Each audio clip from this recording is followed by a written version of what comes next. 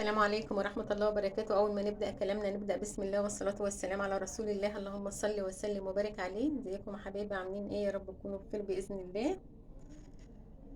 عشينا النهاردة بإذن الله فول عاملاه بالليمون والزيت، بطاطس مكمورة بتستوي على البخار، مكبوس الفلفل ده جنب أكل أي أكل شغال، طماطم متقطعة ومعاها فلفل، اللهم بارك.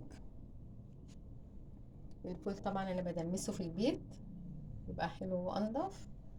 البطاطس طبعا موجودة في البيت في الشتاء بتبقى جميلة وحلوة، بطاطس رملية دي جميلة جدا مسكرة.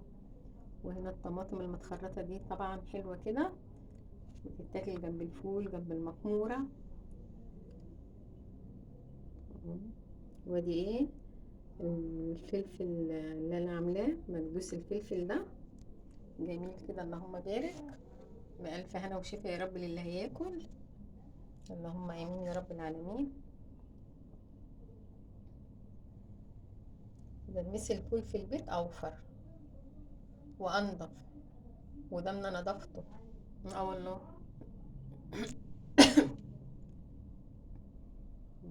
ودي المكمورة دي بقى يا جماعة والله طعمها تحفة تحفة تحفة، جميلة جميلة.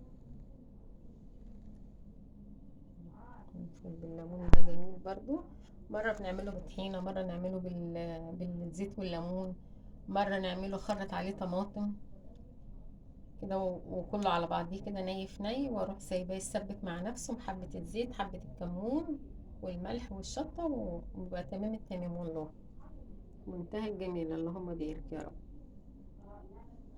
اه، حاجة جميلة كده ونضيفة.